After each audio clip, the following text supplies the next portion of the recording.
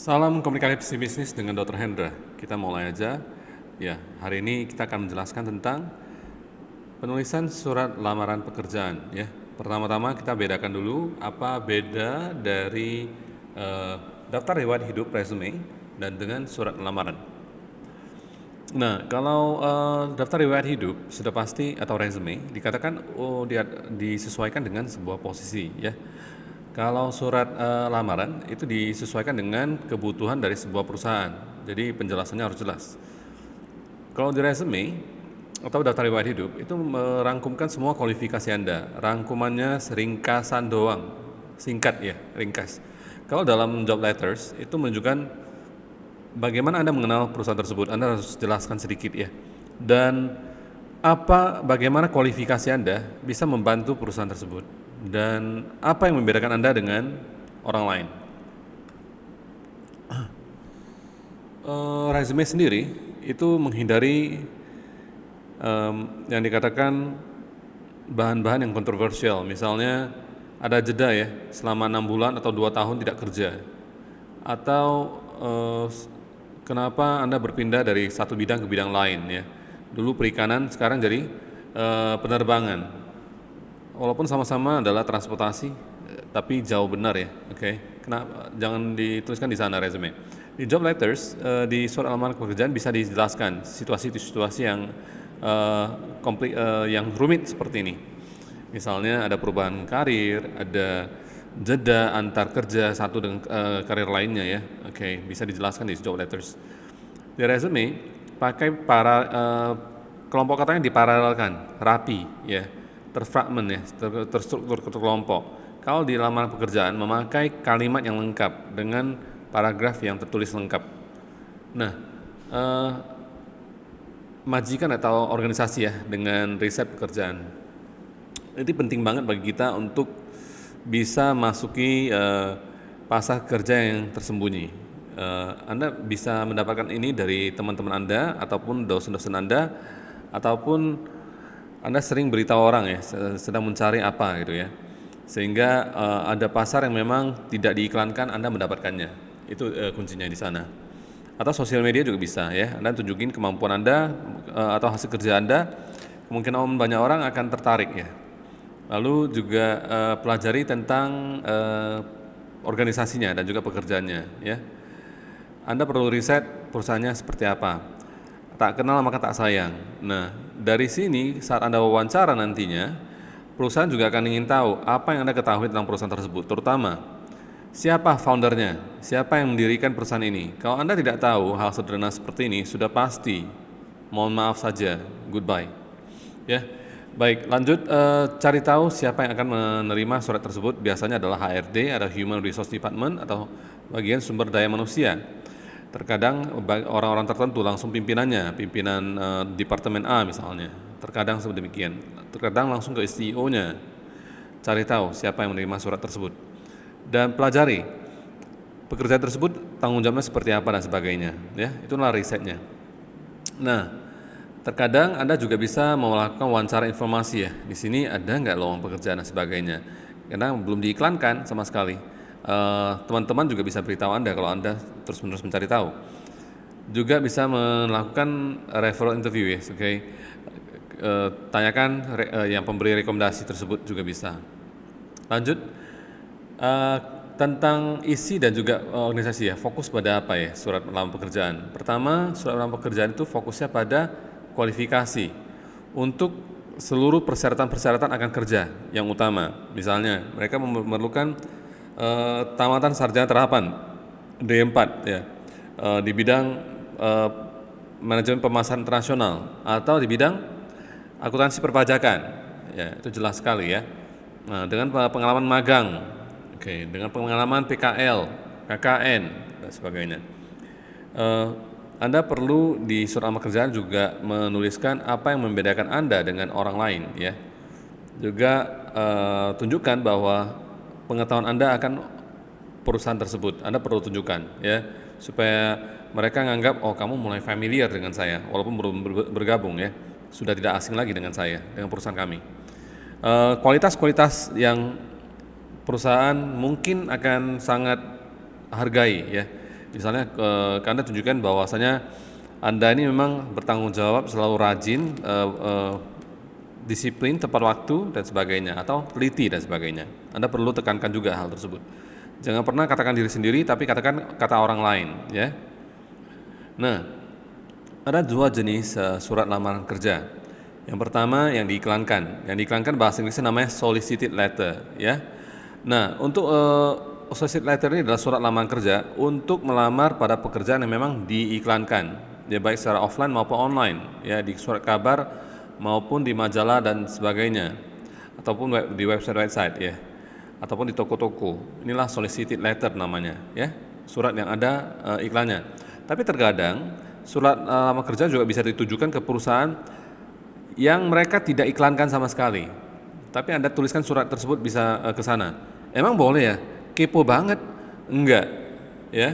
Terkadang timing yang tepat, perusahaan memang memerlukan orang di departemen A misalnya. Anda kebetulan nekat aja tulis surat di sana, cocok pula timingnya, ya diterima biasanya. Ya, namanya adalah prospecting letter. Melamar kerja untuk posisi yang memang tidak diiklankan sama sekali. Bisa saja Anda mendengar dari berita orang, ya. Bisa saja Anda memang sangat tertarik pada bidang tersebut. Ini bisa, ya. Nah, tekniknya adalah lakukan hal ini ya untuk kedua jenis surat tersebut, ya. Pertama, arahkan surat tersebut kepada satu orang yang khusus, misalnya kepada Bapak A di HRD-nya perusahaan ini misalnya, atau pimpinan ini, ya. Lalu tuliskan name specific position, tuliskan juga posisi apa yang Anda incar, dan Anda perlu sedikit spesifik ya tentang kualifikasi Anda juga, ya, dan tunjukkan bagaimana Anda bisa berbeda dari para pelamar lainnya. Tunjukkan juga pengetahuan Anda akan organisasi dan juga posisi tersebut, ya, dan Anda bisa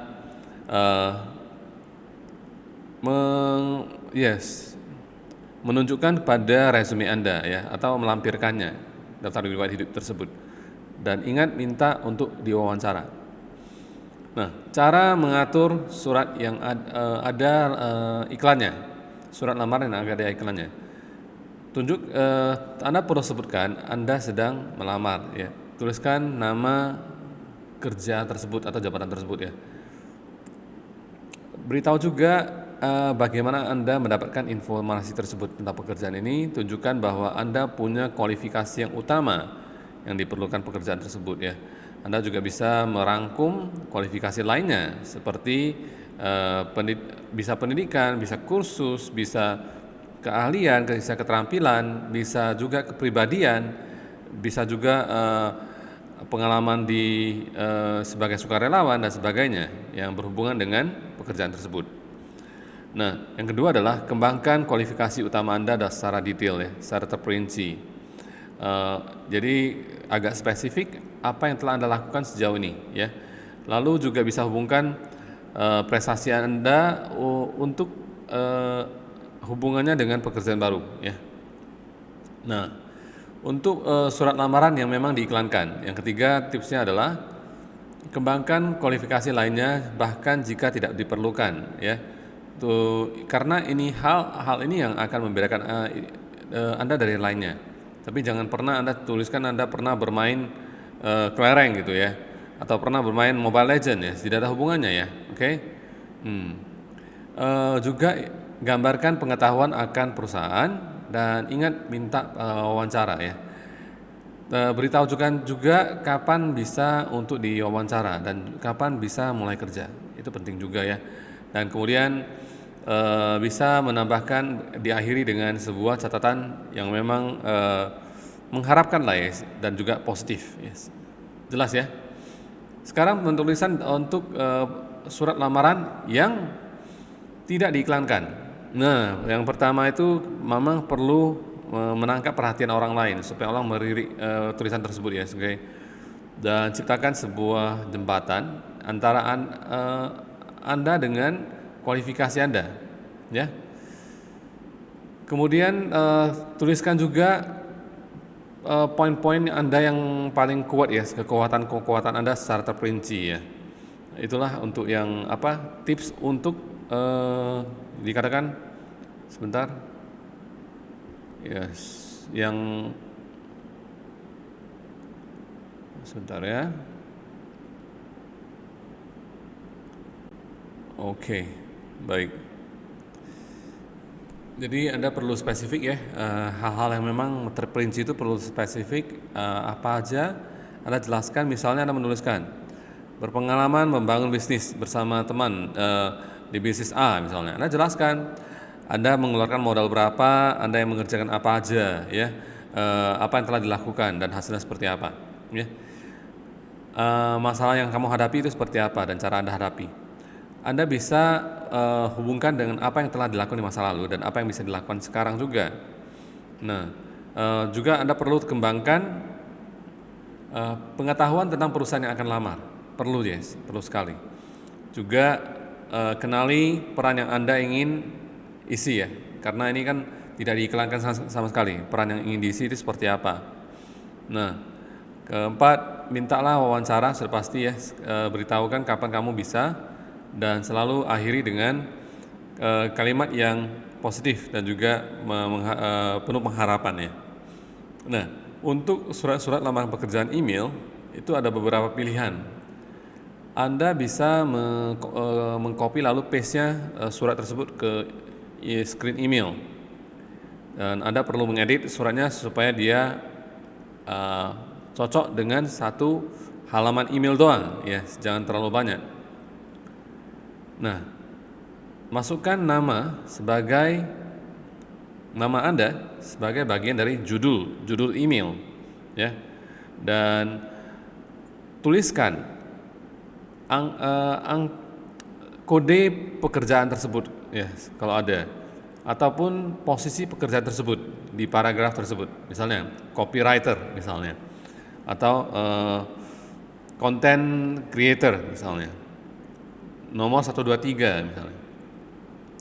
Lanjut, pakailah fitur-fitur surat-surat bisnis standar ya, jangan terlalu norak juga, dan akhiri dengan nama Anda, tanda tangan ya. Dan ingat memakai bahasa-bahasa bisnis yang standar, jangan pernah memakai seluruh huruf besar ya, dan juga emoticon pula ya. Tidak ada hal tersebut ya, huruf besar itu berdampak pada Anda kedengarannya sedang marah, negatif betul ya. Emoticon itu memang untuk chattingan dengan teman-teman aja, bukan untuk yang profesional. Nah, tipsnya adalah, yang lain adalah ciptakan sebuah citra di benak orang lain Anda profesional. Buat surat dalam sebuah program yang memang bisa mengecek pengejaan Anda. Apakah sudah benar? Misalnya betul tulisannya beul, kan sudah kacau kan itu kan. Maka Anda perlu sebuah software program untuk membantu Anda mengecek apakah tulisannya sudah pengejaannya sudah benar. Pakai standar 12 angkanya. Maksudnya adalah ukuran hurufnya ya, font size. Lalu ingat ditujukan pada orang yang spesifik, sudah tahu siapa, kepada bapak atau ibu siapa, di bagian mana ya.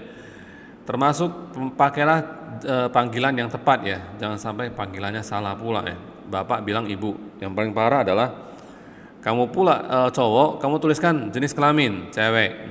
Pernah nggak? Pernah. Beberapa saat yang lalu saya terima surat lamar pekerjaan, saya dikritik oleh atasan saya. Ini orang pria tapi detailnya tuliskan jenis kelaminnya wanita. Gimana ini? Langsung ditolak di tempat ya, nggak usah dilihat lagi. Mohon maaf. Hal sederhana seperti ini mohon diperhatikan.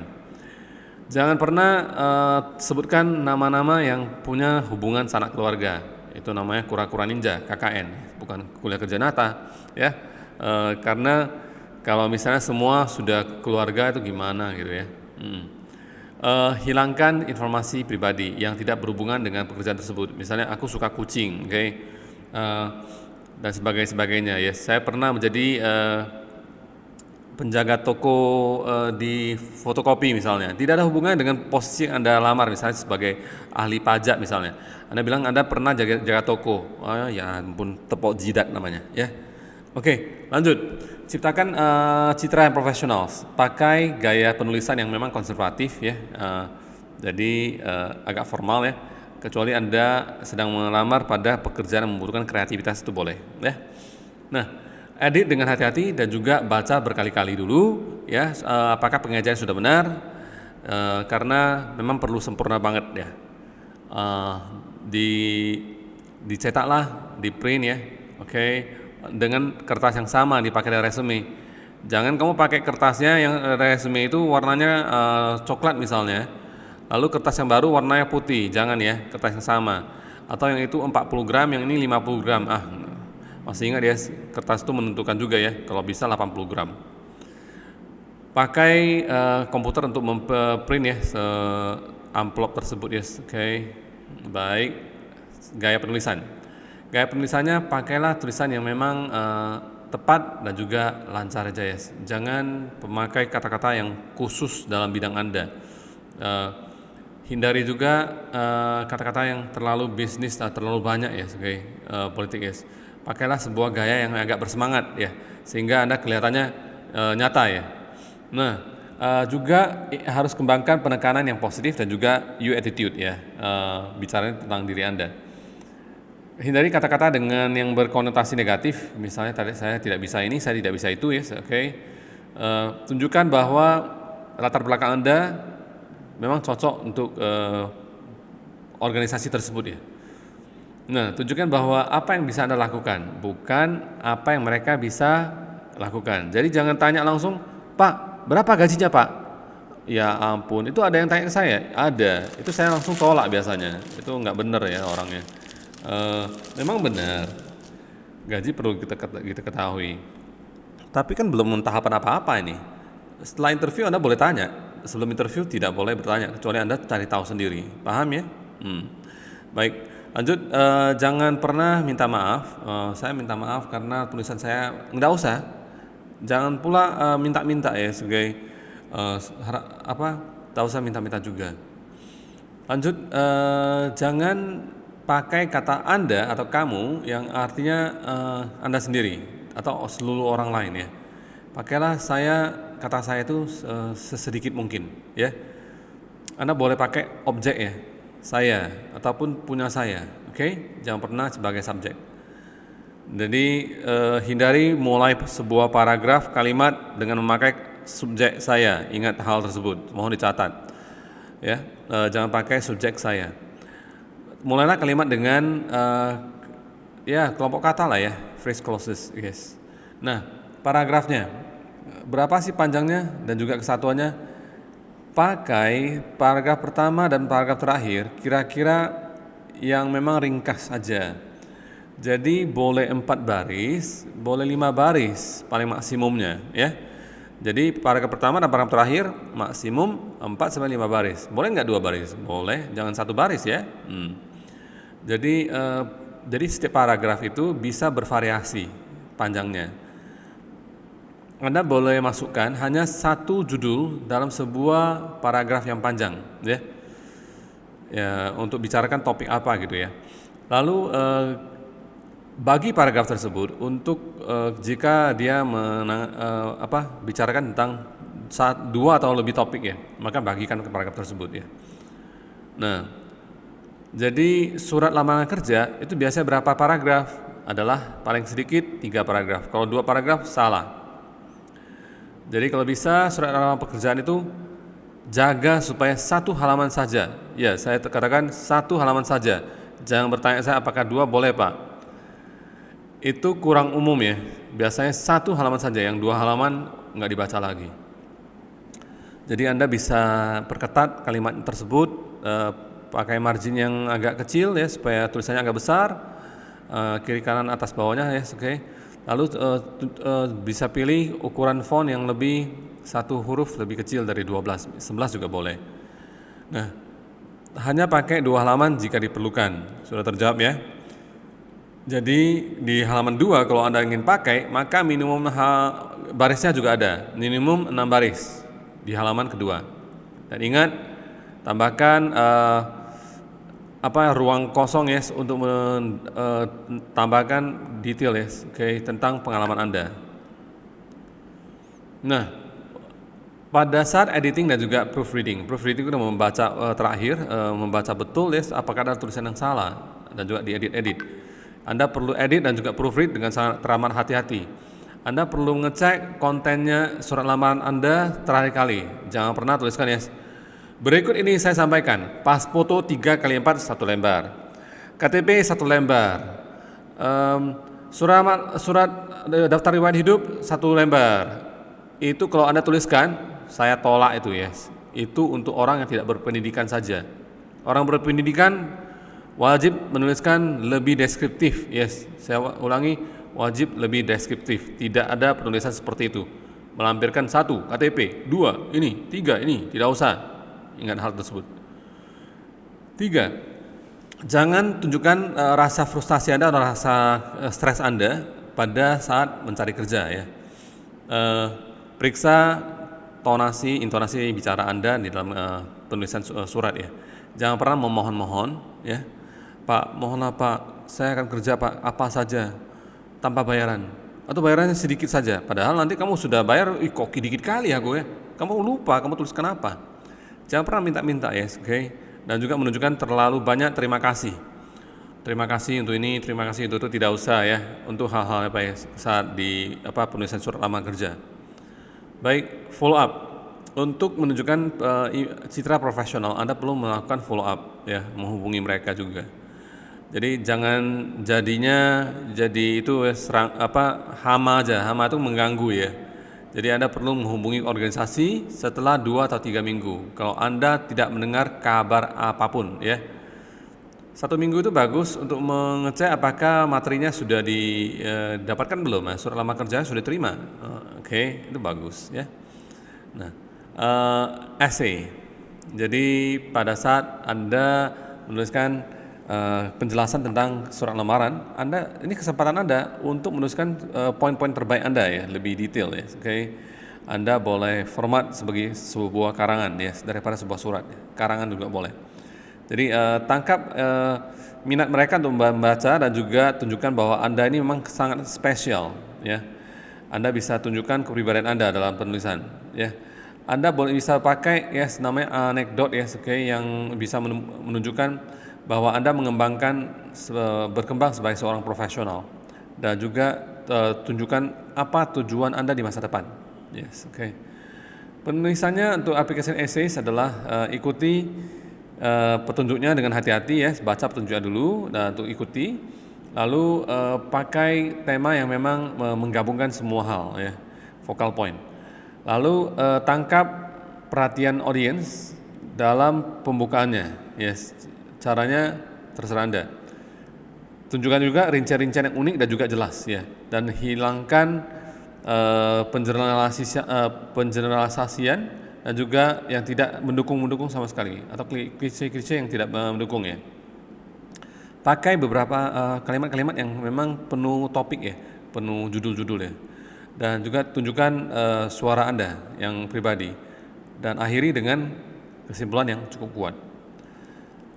Banyak organisasi menemukan majikan atau organisasi menemukan karyawan mereka dengan mencari di internet. Nah, jejaring sosial ini dan juga fungsi sebuah website pribadi memang cukup bagus ya sebagai surat lamaran kerja, cover letter atau application letter yang virtual, digital. Nah, di hubungan dengan social networking dan juga personal website itu Anda bisa mengatur ya profil dari jejaring sosial Anda. Pakai kata-kata kunci yang penting dan juga jaga agar gambar yang Anda tampilkan itu fotonya profesional. Jangan gambar yang aneh-aneh ya. Atur pekerjaan Anda dalam jejaring sosial Anda dan ciptakan sebuah situs atau blog pribadi Anda yang efektif. Baik, sampai di sini dulu. Sampai jumpa di lain kesempatan. Salam komunikasi bisnis dengan saya, Dr. Hendra.